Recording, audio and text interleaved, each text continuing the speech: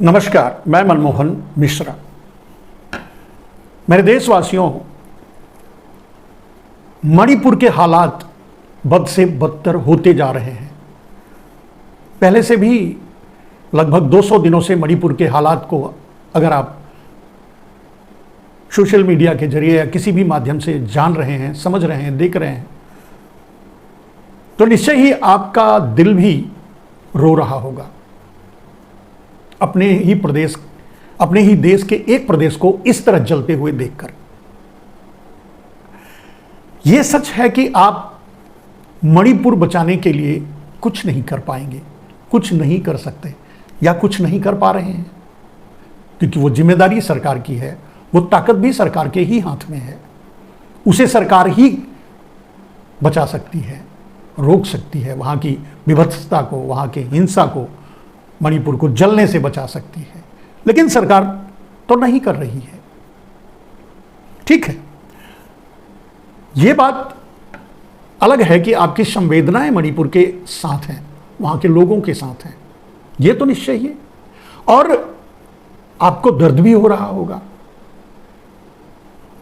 लेकिन मणिपुर को आप बचा सके न बचा सके, मणिपुर को आप बचा पाए या ना बचा पाए, मणिपुर के बारे में आप कुछ कर सके या ना कर सके, यह एक मुद्दा है।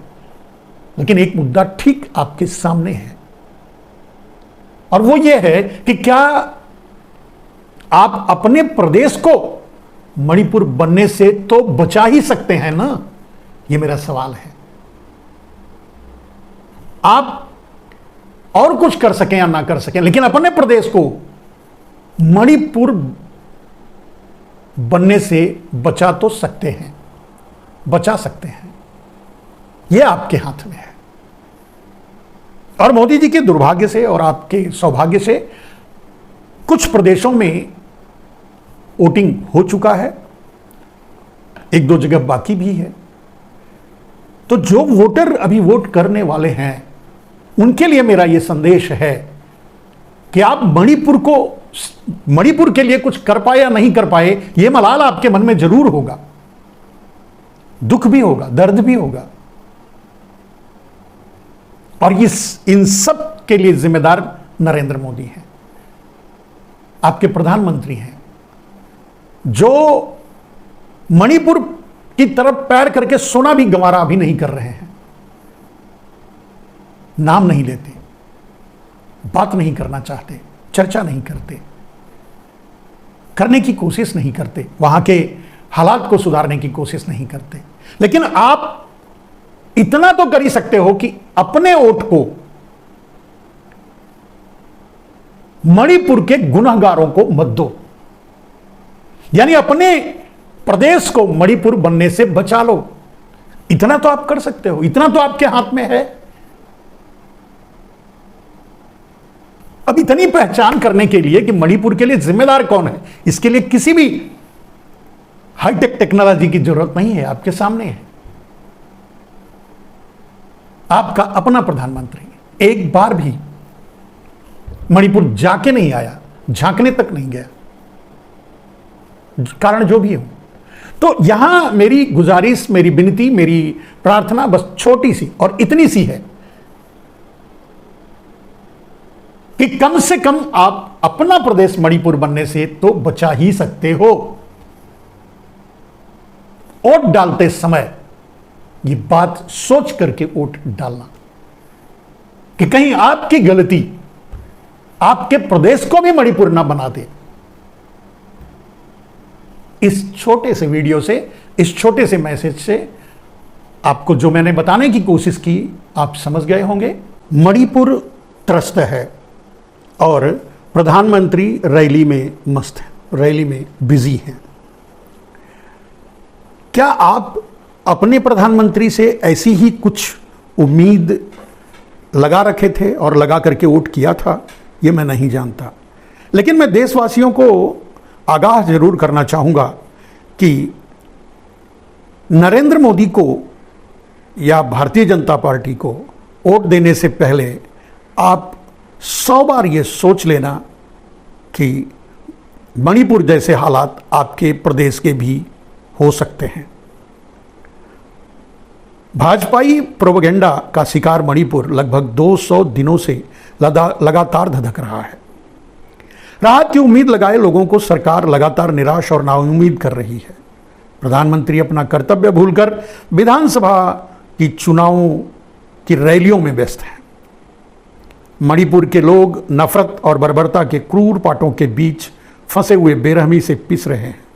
वहां के बेकसूर लोग राहत के लिए बेबस नजरों से सरकार की तरफ देख रहे हैं, मगर सरकार और सरकारी मुखिया को चुनावी रैलियों में हाथ हिलाने, फोटो खिंचवाने से फुर्सत नहीं है। आखिर एक प्रधानमंत्री इतना निर्मम और अहंकारी कैसे हो सकता है? ऐसे लग रहा है कि कोई मरे या चाहे जिए, प्रधानमंत्री को कोई लेना देना ही नहीं है। प्रधानमंत्री को तब बस रैलियां और उद्घाटन करने के लिए देश ने चुना है, ऐसा लगता है। ताजा खबरों के मुताबिक मोदी सरकार के नकारापन की वजह से मणिपुर में हिंसा थमने की बजाय लगातार विकराल रूप धारण कर रही है। 6 महीने से अधिक की हिंसा में अब तक कई लोगों की जानें गई हैं, कई 100 लोग मारे गए हैं, उनकी बर्बरतापूर्वक हत्या कर दी गई है। राज्य के लाखों लोग जान बचाने के चक्कर में दर बदर की ठोकरें खाने को मजबूर हैं। डबल इंजन की सरकार की सह पर दंगाइयों ने शांत और खूबसूरत मणिपुर को विभत्सता और क्रूरता की प्रयोगशाला बना दिया। आज शांत और सुंदर मणिपुर अनगिनत बेकसूरों की लाशों का गवाह बन चुका है। भाजपा की लगाई आग की आड़ में दंगाइयों ने अनगिनत महिलाओं के आबरू से खिलवाड़ किया। आपको याद होगा जब यहाँ की महिलाओं को निर्वस्त्र करके उनका जुलूस निकाला गया। इस खौफनाक घटना के बाद मोदी जी को मणिपुर की याद तब आई जब महिलाओं के साथ हैवानियत के वीडियो पूरी दुनिया में वायरल हुए। हालांकि उनके पास पहुंच गए होंगे पहले से ही राज्य सरकार के द्वारा, और बाकी तो पेगासस उनके पास ही है। लोगों ने प्रधानमंत्री पर थूका। मणिपुर पर मोदी जी की चुप्पी तोड़ने के लिए विपक्ष को संसद में अविश्वास प्रस्ताव तक लाना पड़ा। आज 200 दिन के बाद भी लोग जान बचाने के लिए घर बार छोड़ने के लिए मजबूर हैं। नफरत की आग से पूरा प्रदेश खाक हो रहा है, मगर प्रधानमंत्री को वहां के निरीह लोगों के आंसू पोंछने तक की फुर्सत नहीं। इतना संवेदनहीन और क्रूर प्रधानमंत्री देश को पहली बार मिला है, जिसे बेकसूर जनता के पैसों पर मौज तो करनी है, मगर जनता के दुख दर्द से वास्ता नहीं रखना है।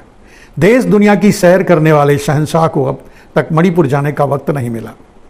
ऐसा पहली बार हुआ है जब देश का एक राज्य नफरत के बारूद में धधकता रहा और शहंशाह और उसके निर्मम सिपाहसालार रैलियों में भाषण झाड़ते रहे। लोग चीखते चिल्लाते बिलबिलाते रहे और सरकार बहरी बनकर सैकड़ों लाशों की गवाह बनती रही। डबल इंजन की सरकार तमाशबीन की तरह खूनी मंजर को देखती रही। सैकड़ों हत्याओं के बाद भी मुख्यमंत्री को 5 महीने की घोर लापरवाही के बाद भी बर्खास्त नहीं किया। आखिर केंद्र सरकार और राज्य सरकार जनता के प्रति इतनी निर्मम कैसे हो सकती है? ये देश के लिए विडंबना और दुर्भाग्य है कि बड़ी बड़ी बातें और नैतिकता झाड़ने वाले प्रधानमंत्री को अपने देश के लोगों की कोई परवाह नहीं। वो देश को नफरत की आग में झोंक कर खुद मौज काट रहे हैं। आप खुद देखिए और सोचिए कि इतने दिन बीत जाने के बाद भी सरकार मणिपुर हिंसा को रोकने के लिए नाकाम क्यों रही, या हिंसा रोकने का कोई प्रयास क्यों नहीं किया? अगर मोदी जी के राजनीतिक कार्यकाल को देखा जाए तो वो हमेशा हिंसा से अपना फ़ायदा उठाते रहे हैं, चुनावी फ़ायदा। चुनावी के अलावा उनका कोई और फ़ायदा नहीं है। देश लूटकर अडानी को दे रहे हैं और नफरत की आग फैलाकर लोगों से वोट ले रहे हैं। 2 ही काम मोदी जी को आता है और 2 काम बखूबी कर रहे हैं। देश को बचाने की जिम्मेदारी आपकी भी बनती है, आपकी भी होती है। मणिपुर आप जा करके भले ही वहां हथियार उठा करके लोगों की रक्षा ना कर पाएं, मणिपुर के लोगों से आप सिर्फ संवेदना ही जता सकते हैं, लेकिन अपने राज्य को मणिपुर बनने से बचाने का काम तो आप कर ही सकते हैं। और मोदी जी के दुर्भाग्य से, आपके सौभाग्य से ठीक इसी समय चुनाव भी है। तो चुनाव में वोट देने से पहले, मोदी जी को वोट देने से पहले, भारतीय जनता पार्टी को वोट देने से पहले 100 बार सोच लेना कि कहीं मोदी जी आपके प्रदेश को भी मणिपुर न बना दें। जय हिंद।